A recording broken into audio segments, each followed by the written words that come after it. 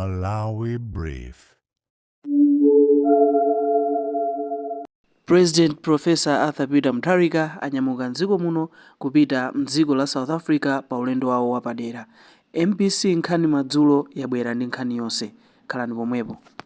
Yoyamba mtsogoleri wa dziko lino Professor Arthur Peter Mutharika ndi mayi wa dziko lino Professor Gertrude Mutharika apita mdziko la South Africa. Mtsogoleri wa dziko linoyu ananyamuka nthawi ya 1:45 masana kupita ku bwalo la ndege la Kamuzu, ndipo ndege yomwe wakwera mtsogoleri wa dziko lino inyamuka pa bwalo la Kamuzu nthawi imene imakwana 2:30 masana. Poyankhula asananyamuke pa ulendowu, mtsogoleri wa dziko linoyu watsimikizira Malawi kuti ulendowu ndi wa masiku ochepa chabe ndipo zonse zili mchimake mdziko muno. Professor Mutharika yemwe anaoneka wamsangala anayankhulanso ndi ena mwa anthu ogwira ntchito ku nyumba ya boma ya Kamuzu. We wish you all the best, Your Excellency. Thank you. Travel safely back to South Africa. As I said, I'm going on a short visit, and I hope to be back in a few days. I hope you'll miss me. We will, Your Excellency. I'll miss you, so I hope you all will miss me. But I'll be back probably in the next week, Okay. middle of next week. So I wish you all well, and I think everything's under control. Yeah. So I wish you the best when I'm gone. Thank you so much, Your Excellency. Sure. Travel safely. Thank you so much. Thank you. God Yeah. bless. Thank you. Thank you.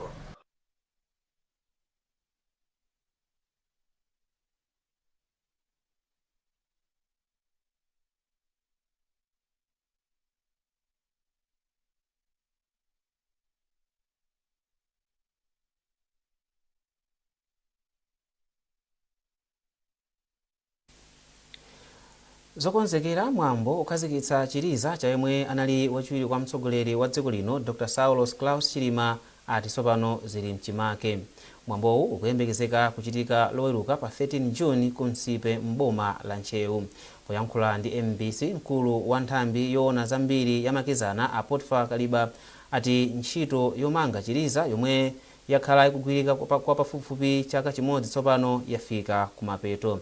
Dr. Chilima ndi anthu ena 8 anafa pa ngozi ya ndege mu nkhalango ya Chikangawa pa 10 June mchaka cha 2024. Tili ndi ripoti la Geoffrey Chinawa. Patha zaka ziwiri tsopano kuchokera pomwe wachiwiri wakale kwa mtsogoleri wa dziko lino Dr. Saulos Klaus Chilima anafa pa ngozi ya ndege pamodzi ndi anthu ena 3 omwe anali nawo mu ndegeyi.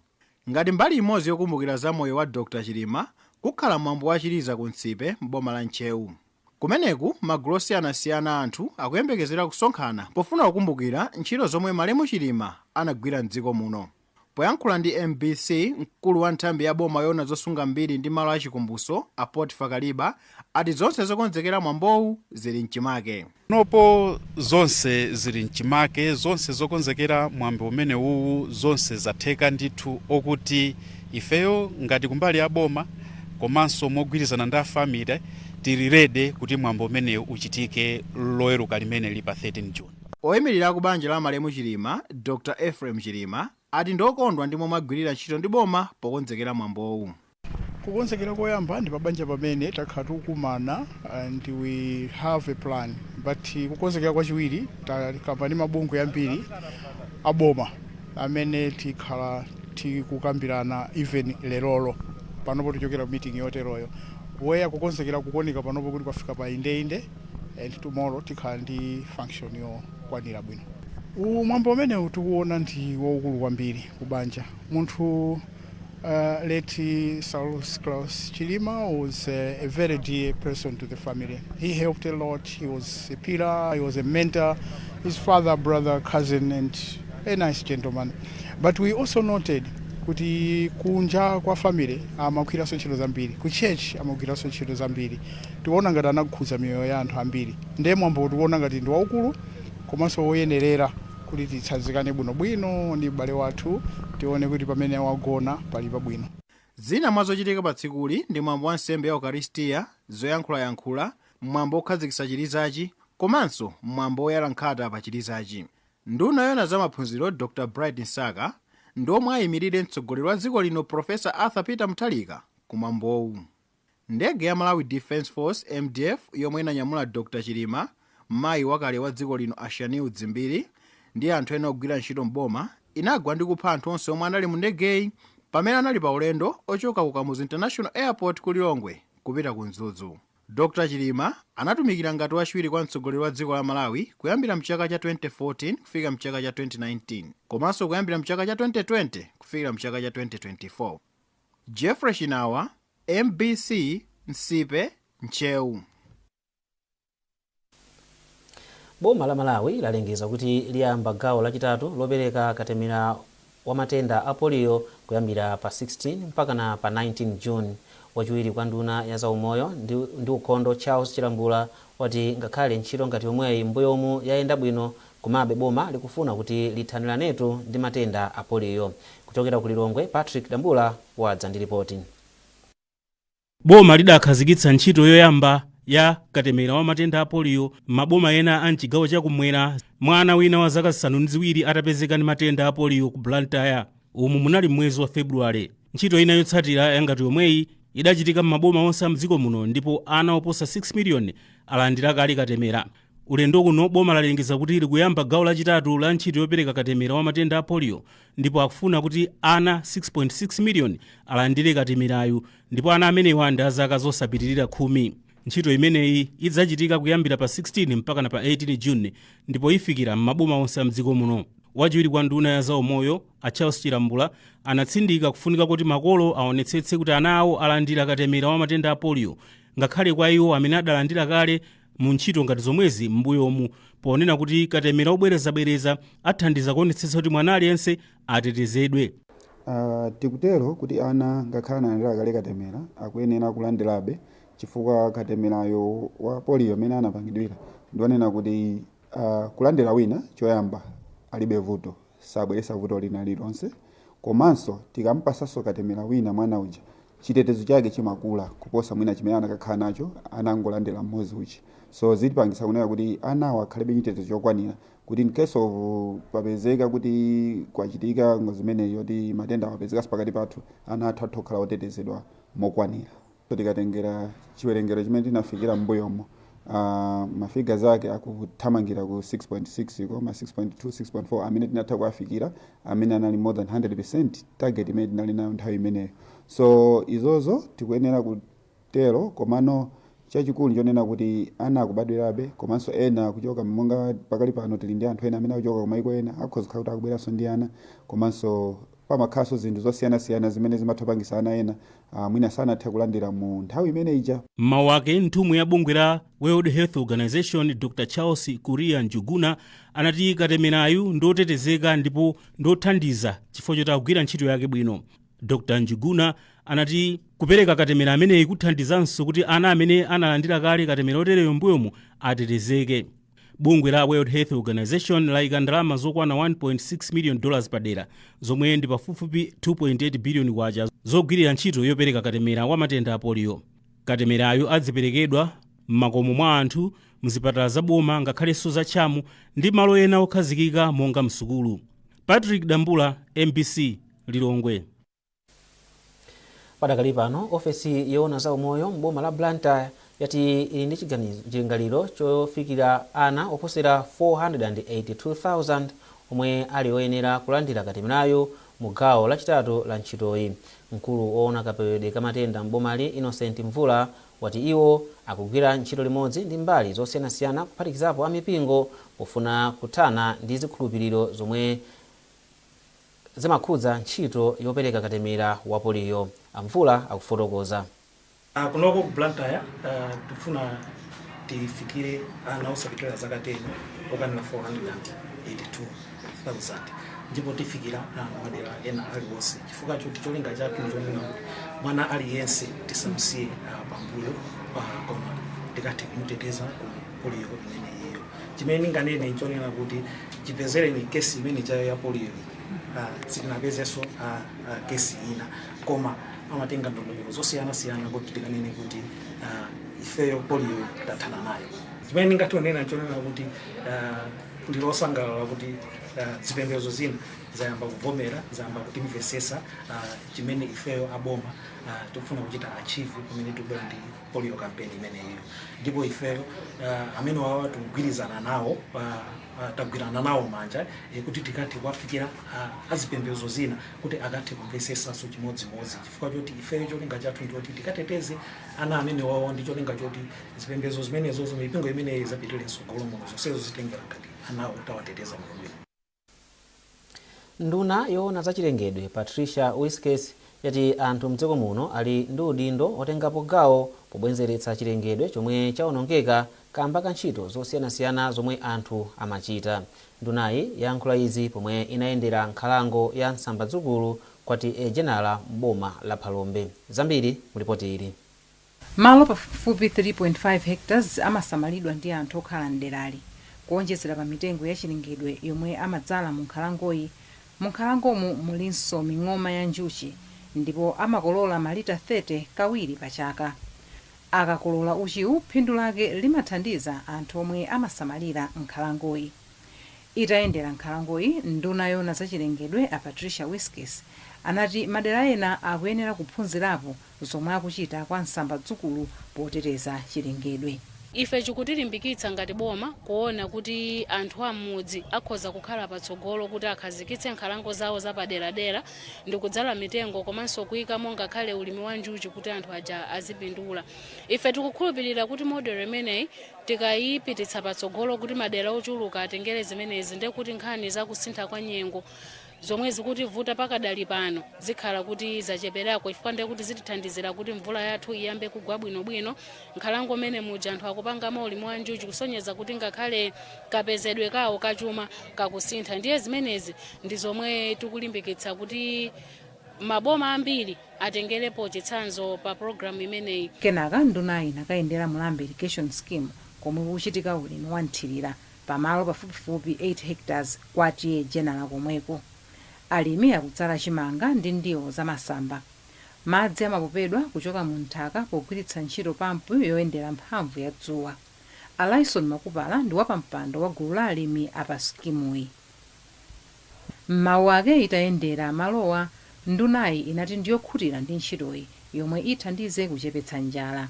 Boma la DPP likulimbikitsa kwambiri kuti anthu tisangodalira ulimi wa mvula wokha ya chilengedwe, komanso tiyang'ane ulimi wa nthirira, chifukwa chokuti nkhani zimenezi zakusintha kwa nyengo zikumasokonezanso mmene timakololera chakudya chathu. Ndiye ife ngati nduna za chilengedwe tikumalimbikitsa kwambiri midzi kuti izikhala ndi programu ya paderadera yokuti azikhala ni malo ena onena kuti akhonza kulimanso ndi kugwiritsa ntchito ulimi wa nthirira kuti athandizire kuti akhale ndi chakudya chokwanira. Skimuyi yomwe ili pa 98% tsopano ikatha ithandiza alimi kuti azikolola zambiri ndi kukhala ndi chakudya chokwanira komanso kukweza chuma m'mabanja awo. Beatrice Juma, MBC, Phalombe. Mabasi 14 omwe anyamula Malawi kuchokera mdziko la South Africa kubwera kuno kumudzi akuyembekezeka kufika mawa loweruka pa 13 June. Malingana ndi chikalata chomwe adulutsa ku nduna yoona za ubale wa dziko lino ndi mayiko ena, mabasiwa anyamula Malawi pafupifupi 1000 omwe amawasunga kumalo osungira anthu ali ndera mdziko la South Africa. Undunawo wati anthuwa akuyembekezeka kulowa mdziko muno kudzera pa chipata cha Mwanza, ndipo akafika awayeza matenda osiyanasiyana asanayambe kupita ku madera kwawo. Padakali pano boma kudzera ku ndunawo mogwirizana ndi nthambi zina za boma ati ndilodzipereka kuonetsetsa kuti amalawi onse omwe akufuna kubwerera kuno kumudzi awathandize komanso alandire chitetezo choyenera. Pirirani nkhani zathu. Bungwe la Blantyre Water Board lati lapeza kuti madzi ochuluka omwe amapereka makamaka ku madera la mafakitale la Makata sakubweretsa ndalama zilizonse makamaka zochuluka. Mkulu wa bungweli a Yeremia Chihana ayankhula izi pomwe amayendera kampani yopanga nsalu ya mapeto. Mercy Zamawa ali ndi ripoti. Zotsatira zakafukufuku yemwe bungweli lachita wabwera pomwe pali nkhawa zokhudza kutayika kwa madzi osabweretsa ndalama, zomwe zikupitirira kuchepetsa kuthekera kwa mabungwe opereka madzi kupeza ndalama komanso kupereka madzi mokhazikika kwa anthu aku Blantyre ndi m'madera ozungulira. Achihana anati bungweli linagwiritsa ntchito ukadaulo wa Geographical Information System komanso zida zina zamakono zoyezera madzi pofufuza vutoli, ndipo anapeza kuti pafupifupi malita 653 million amadzi akusowa mdera la Makata. Iwo ati kafukufukuyu wapezanso kuchepa kwakukulu kwa madzi omwe amapita ku kampani yopanga nsalu ya mapeto, pomwe kuchuluka kwa madzi omwe kampaniyo inkagwiritsa ntchito kuchokera ku Blantyre Water Board kwatsika kuchoka pa malita 25 million kufika pa malita 500,000 okha, zomwe ati nzodandaulitsa komanso zodetsa nkhawa kwambiri. Ndiye drop yaoneka kuti ndiye ikulu, ndiye tafufuza kuti tifufuze kweniko itapeza kuti ndi maboreholes, motorized boreholes 7.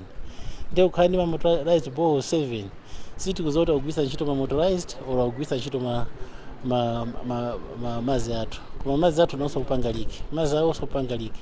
Ma storage pali ponse pamene tafika pa storage level yawo ni ma 1 million. Ma storage levels akutisonyeza kuti mazi athu akupanga relate to mazi amene akugwisa ntchito iwo. Ndiye pa chifukwa ichi pakufunika ministerial direction kuti tipange bwanji. Kwasi tingachite establish kumbuyo ku chinthu chapangira chinthu chani.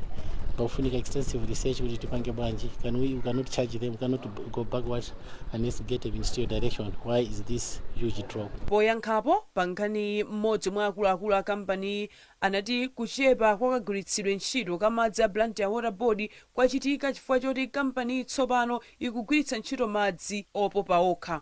Zoona kuti Water Board adandaula, ndipo ndikukhulupirira kuti akudandaula zoona chifukwa choti pano system imene tikugwiritsa ntchito madzi mkatumu inasintha. Poyamba timagwiritsa direct madzi a Water Board nthawi zonse, koma panopa tinapezanso ma boreholes, komanso mkatimu timagwiritsa ntchito recycled, tinayamba madzi aja kumachita treat recycling. Chifukwa zikuonesa kuti madzi achepa ku Water Board. Ifeyo sitingadandaule china chilichonse chifukwa chimene tikuchita tikuchidziwa. Tawavomera amene abwerese ma meter readings awo kuti azakhulupirire kuti tikugwiritsa ntchito madzi a maboreholes plus recycle. Bungwe la Blantyre Water Board lanenanso kuti lipempha unduna za madzi kuti ulowererepo pa nkhaniyi. Mercy Zamawa, MBC, Blantyre. Bwalo lalikulu la milandu ku Lilongwe lachotsa chiletso chimene bungwe la Chewa Heritage Foundation chefo lidakatenga choletsa kukhazikitsidwa kwa ufumu wa Kalonga Sosola ngati mfumu ya achewa onse mdziko muno. Mfumu Kalonga Sosola adayidzoza ufumu pa 22 Novemba 2025. Kuchokera ku Lilongwe, Patrick Dambula wadza ndi ripoti.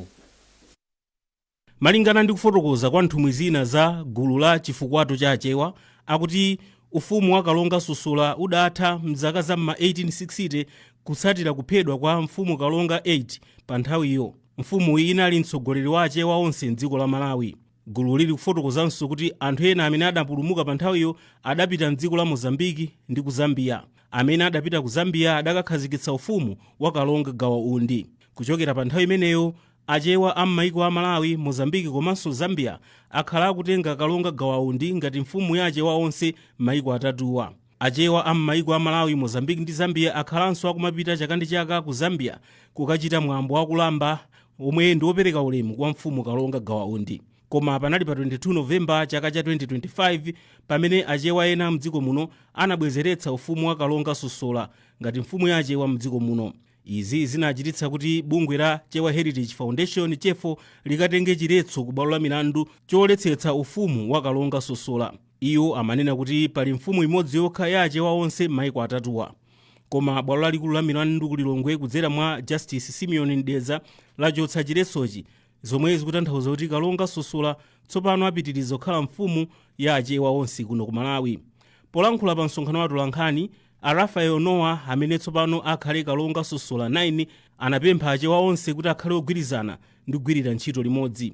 Mmene chachotsedwera chiletso chikutanthauza kuti tsopano kuno ku Malawi ndikuyenera kugwira ntchito monga mfumu ya achewa kuno ku Malawi. Mwalankhula nkhani zokhudza ndi Gawaundi. Dziko lino lili ndi maliro okhazikika amene anthu aku Zambia amapanga za ku Zambia, anthu akuno ku Malawi tinenanso amapanga za kuno ku Malawi. Izi taonera kwa nthawi yayitali ngati ife akubanja kwa Sosola sitikadadzuka mongoti tikayambe kulamulira chifukwa timadziwa chinthu ndi chakufamire kwathu, koma Mulungu ali ndi nyengo yake imene amayikhazikitsa mu nthawi yake.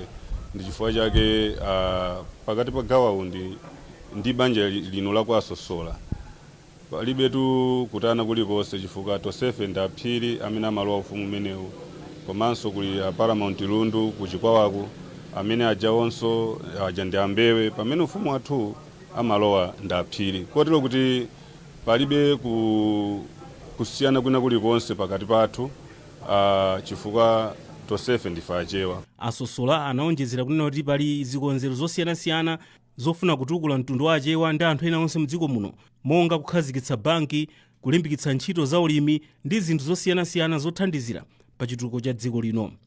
Patrick Dambula, MBC, Lilongwe. Ya mzinda wa Blantyre yati zokonzekera zonse zili mchimake pamene dziko lino likhale likukondwerera kuti lakwanisa zaka 62 chilandirireni ufulu zilamulira paokha pa 6 Julayi chaka chino. Poyankhula ndi atolankhani, mkulu wa konsoloyi Constantine Chanza wati pa tsikuli padzakhala zochitika zosiyanasiyana monga oyimba amibawa band omwe azasangalatse anthu ndi mayimbidwe masewero ankhonya komanso zamalonda. Pazachitetezo Achanza ati apolisi azakhala paliponse kukhwimisa chitetezo kuti pasakhale chisokonezo chilichonse. Iwo atinso mwezi wa Oktoba konsoloyi ikhale ikukondwerera kuti yakwanisa zaka 150. Achanza analankhula ndi mtolankhani wathu Chifundo Mota. Amene tili ngati nzika za mzinda wa Blantyre tikukonzekera kuti tikhale ndi zinthu zosiyanasiyana zimene tapange pa tsiku ili. Kusiyana ndi zaka zina, chaka chino tikhala ndi zosangalatsaso zokhuzana ndi ana. Tsiku limene mamawa ana azakhala ndi zosangalatsa zawo kuchoka pamene pali Independence Park chakumusi kwake pansi wathu cha Kasum Crescent. Madzulo onse akuluakulu azayamba kusangalala kuti takwanitsa zaka 60 tili pa ufulu. Ndiye ndizambiri zosiyanasiyana kuti tapange, tikhala ndi magulu osiyanasiyana amene akhaza zakudya zawo pamalopa komanso zakumwa zosiyanasiyana. Ndi akasteronso akhaso akupanga zosiyanasiyana. Tikatengera mbali ya ku zina zosangalatsa, amibawa bandi azatisangalatsa pa tsiku ili, tizakhaso ni nkhonya komanso tizakhala titayika makaka a Independence Anniversary a ufulu wathu ku Independence Park. Independence Park chili bwino kwenikweni pakadali pano tikuchikonza kuti chikhale chooneka bwino, malo mmene anthu ena magalimoto ena anagunda tikukonzamo kutinso chikhale kuti chili mmene chinali lani chimangira 1964. Tili ndi chilinganizo choti tizakhala ndi apolisi athu, tili ndi apolisi amene amatithandiza ntchito zosiyanasiyana pa tsiku lazakhalanso pa ntchito yayikulu kukhwimisa chitetezo. Ndipo munkhani za masewero, mpikisano wa chaka chino wa Airtel Top 8 uyamba loweruka lino ndi masewero awiri ochititsa chidwi omwe achitike pa bwalo la Bingu mu mzinda wa Lilongwe. Masewero oyamba adzakhala masana pakati pa Blue Eagles ndi Civil Service United, ndipo achiwiri adzakhala usiku pakati pa matimu a FCB Nyasa Big Bullets ndi Ekaya. Ndi nkhani imeneyo tatsiriza nkhani zathu usiku uno koma